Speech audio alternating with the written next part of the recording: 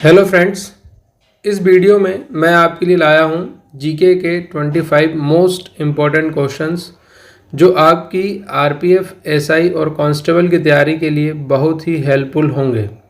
इसलिए वीडियो को लास्ट तक ज़रूर देखें और चैनल को सब्सक्राइब भी ज़रूर करें। चलिए बिना किसी देरी के स्टार्ट करते हैं आज के इस वीडियो को। सबसे पहला क्वेश्चन है इस वीडियो का, पृथ्वी पर सबसे ऊंचा पर्वत कौन सा है? पृथ्वी पर सबसे ऊंचा पर्वत कौन सा है? तो पृथ्वी पर सबसे ऊंचा पर्वत है माउंट एवरेस्ट। ऑप्शन ए इसका सही होगा, माउंट एवरेस्ट। नेपाली में जिसे सागर माथा और संस्कृत में देवगिरी भी कहते हैं और इसकी जो ऊंचाई है वो है 8,848 मीटर, 8,848 मीटर इसकी ऊंचाई है और ये पृथ्वी पर सबसे ऊंचा पर्वत है माउंट एवरेस्ट। अगर भारत की बात करें तो भारत का जो सबसे ऊंचा पर्वत है वो गाडविन आस्टीन है, जिसे K2 भी कहा जाता है।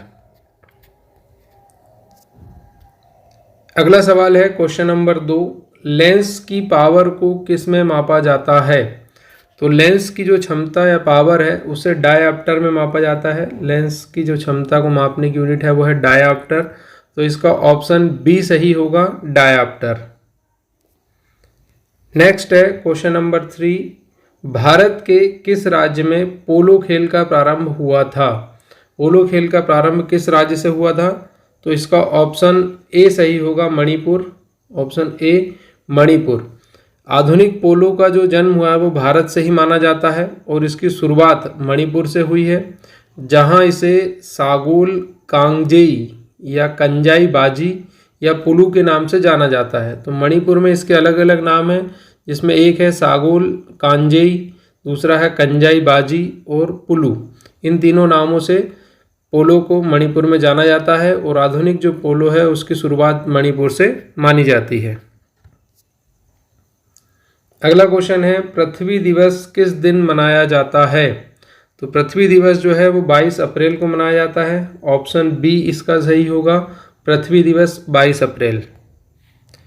नेक्स्ट क्वेश्चन है क्वेश्चन नंबर 5, किस गति के कारण सीसॉ पर बच्चा ऊपर और नीचे जाता है? सीसॉ जो झूला होता है उसमें किस गति के कारण बच्चा ऊपर नीचे होता है? तो ये है दोलन गति। दोलनी गति के कारण ही जो सीसॉ झूला है वो ऊपर नीचे होता है।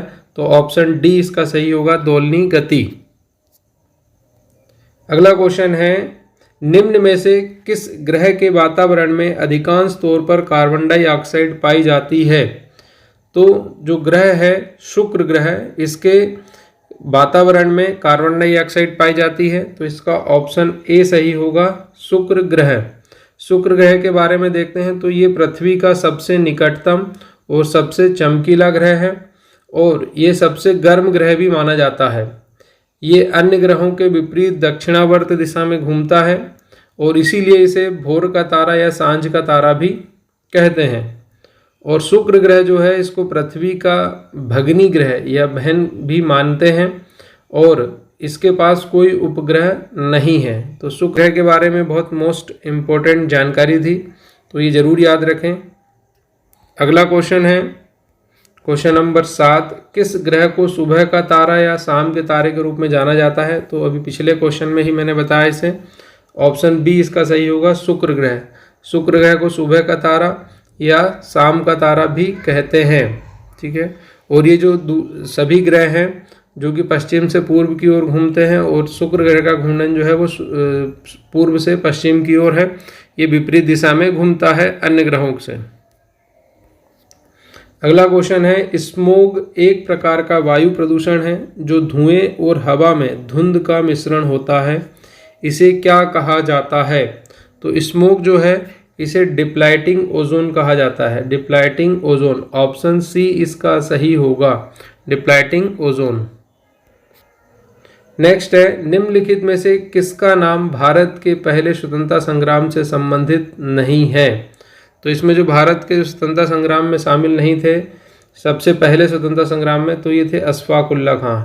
ये समय उसमें शामिल नहीं थे। ठीक है, अशफाक उल्लाह खां को जो है वो काकोरी एक्शन के बाद से जाना जाता है। काकोरी एक्शन में ये शामिल थे और उसी में ये गिरफ्तार हुए थे और उसके बाद 19 दिसंबर 1927 को इन्हें कारावास के दौरान फांसी दे दी गई थी।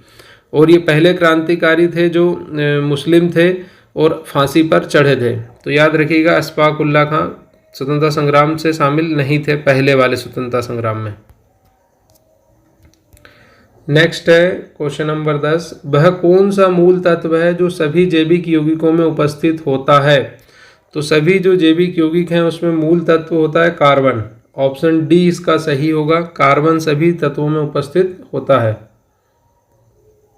अगला क्वेश्चन है, ये कंप्यूटर से रिलेटेड क्वेश्चन है। एमएस पावर पॉइंट में सभी स्लाइडों के फॉन्ट को दूसरे फॉन्ट में बदलने के लिए निम्नलिखित में से कौन सी कमांड दी जाती है? तो ये एक कंप्यूटर से संबंधित क्वेश्चन है जो कि एग्जाम में अक्सर पूछा जाता है और इसका ऑप्शन डी सही होगा, फॉर्मेट और रिप्लेस फॉन्ट। अगला क्वेश्चन है, दक्कन के पठार की प्रमुख फसल क्या है? दक्कन के जो पठार हैं इनकी प्रमुख फसल क्या है? तो दक्कन के पठार की प्रमुख फसल है कपास। ऑप्शन बी इसका सही होगा, कपास। अगला क्वेश्चन है, सर्वाइवल ऑफ द फिटेस्ट की अवधारणा की रचना किसने की थी? तो सर्वाइवल ऑफ द फिटेस्ट का जो सिद्धांत था वो चार्ल्स डार्विन के द्वारा दिया गया था। ऑप्शन ए इसका सही होगा, चार्ल्स डार्विन। अगला क्वेश्चन है, अधिक ऊंचाई की उड़ान पर विमान के अंदर का दाब क्या होता है? तो अधिक ऊंचाई पर जो विमान का दाब है, विमान के अंदर का दाब, वो बाहर के दाब के बराबर ही होता है। तो इसका ऑप्शन सी सही होगा, बाहर के दाब के जितना ही होता है, जिसे वायु पंप द्वारा कायम रखा जाता है। वायु पंपों द्वारा बाहर के दाब के बराबर ही अंदर के दाब को बनाए रखा जाता है। तो ऑप्शन सी इसका सही होगा। अगला क्वेश्चन है, बंकिम चंद्र चटर्जी द्वारा कांग्रेस के किस सत्र में पहली बार वंदे मातरम गाया गया था? तो कांग्रेस का जो 12वां अधिवेशन था कलकत्ता में आयोजित हुआ था, उसमें सबसे पहली बार वंदे मातरम गाया गया था और ये आयोजित हुआ था 1896 में। तो इसका ऑप्शन ए सही होगा, 1896 में 12वां अधिवेशन हुआ था कांग्रेस का कलकत्ता में, जिसमें पहली बार वंदे मातरम गाया गया था। इसी में आपके लिए क्वेश्चन है, आपको कमेंट बॉक्स में बताना है कि इस अधिवेशन की अध्यक्षता किसके द्वारा की गई थी। 12वां अधिवेशन था 1896 में, कलकत्ता में हुआ था, पहली बार वंदे मातरम गाया गया था, लेकिन इस अधिवेशन की अध्यक्षता किसके द्वारा की जा रही थी ये जरूर आपको कमेंट बॉक्स में बताना है। अगला क्वेश्चन है, लेन का अर्थ क्या है? ये भी कंप्यूटर से रिलेटेड क्वेश्चन है। तो लेन जो है वो लोकल एरिया नेटवर्क का फुल फॉर्म है, लोकल एरिया नेटवर्क। लेन जो है वो है लोकल एरिया नेटवर्क। अगला क्वेश्चन है, भारत के किस राज्य में चांदी प्रचुर मात्रा में पाई जाती है? तो भारत का जो राज्य है राजस्थान, यहाँ चांदी प्रचुर मात्रा में पाई जाती है। ऑप्शन ए इसका सही होगा। अगला क्वेश्चन है, किस ग्रह को लाल ग्रह भी कहा जाता है? तो जो ग्रह है मंगल, ऑप्शन डी में जो है मंगल, इसे लाल ग्रह भी कहा जाता है। और मंगल का जो लाल रंग है वो आयरन ऑक्साइड के कारण होता है। और वहीं मंगल की बात करें तो दो ग्रह इसके, फोमोस और डिमोस, ठीक है। और मंगल ग्रह के बारे में एक फैक्ट और है कि यहाँ सौर मंडल का सबसे ऊंचा पर्वत निक्स ओलंपिया भी है और सौर मंडल का सबसे बड़ा ज्वालामुखी ओलिपस मेसी भी स्थित है। तो याद रखिएगा, लाल ग्रह मंगल को कहा जाता है और किसके कारण? आयरन ऑक्साइड के कारण कहा जाता है। दो उपग्रह फोबोस और डिमोस। अगला क्वेश्चन है क्वेश्चन नंबर 19, प्रत्येक वर्ष 5 जून को कौन सा दिवस मनाया जाता है? तो प्रत्येक वर्ष 5 जून को विश्व पर्यावरण दिवस मनाया जाता है। ऑप्शन डी इसका सही होगा, विश्व पर्यावरण दिवस। अगला है, बीजापुर के सुल्तान मोहम्मद आदिल शाह की समाधि है। तो बीजापुर के सुल्तान थे मोहम्मद आदिल शाह, इनकी समाधि को गोल गुंबज के नाम से जाना जाता है। ऑप्शन बी इसका सही होगा, गोल गुंबज। और ये गोल गुंबज जो है वो कर्नाटक में स्थित है। नेक्स्ट क्वेश्चन है क्वेश्चन नंबर 21, मोंटेस्क्यू चेम्सफोर्ड पुनः निर्मित होकर अधिनियम के रूप में किस वर्ष आया था? जो मोंटेस्क्यू चेम्सफोर्ड सुधार थे वो अधिनियम के रूप में किस वर्ष आए थे? तो ये आए थे 1919 में और इसे ही भारत शासन अधिनियम कहा जाता है। और इसकी जो प्रमुख विशेषताएं थी भारत शासन अधिनियम की, तो इसकी जो कुछ विशेषताएं हैं जो यहाँ मैं आपके लिए लिख रहा हूँ। सबसे पहला था इसमें केंद्र में द्विसदनात्मक विधायिका की स्थापना की गई। दूसरा था प्रांतों में द्वैत प्रणाली का प्रवर्तन किया गया। तीसरा यह था कि भारत सचिव को अधिकार दिया गया कि वह भारत में महालेखा परीक्षक की नियुक्ति कर सकता है। ठीक है, तो ये भारत शासन अधिनियम के तहत किया गया था। इसके बाद इसमें भारत में लोक सेवा आयोग का गठन का प्रावधान किया गया था और पहली बार महिलाओं को वोट देने का अधिकार भी मॉन्टेस्क्यू चेम्सफोर्ड सुधार के तहत दिया गया था और इसे ही भारत शासन अधिनियम 1919 कहा जाता है। अगला क्वेश्चन है, वियतनाम युद्ध को किस दूसरे नाम से जाना जाता है? तो वियतनाम युद्ध को सेकेंड इंडो चाइना युद्ध के नाम से जाना जाता है। ऑप्शन सी इसका सही होगा। वियतनाम युद्ध जो है वो 1 नवंबर 1955 से शुरू होकर 30 अप्रैल 1975 तक चला था। कुल 19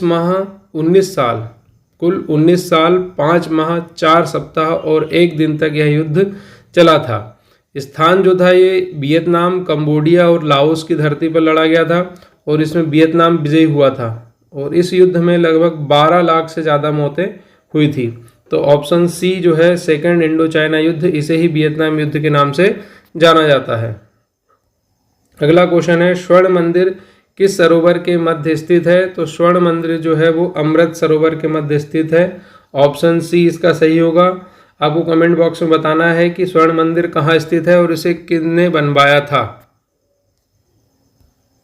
अगला क्वेश्चन है, कल्हण द्वारा लिखित पुस्तक है? तो कल्हण द्वारा लिखी गई पुस्तक है राजतरंगिणी। ठीक है, राजतरंगिणी कल्हण द्वारा लिखी गई है।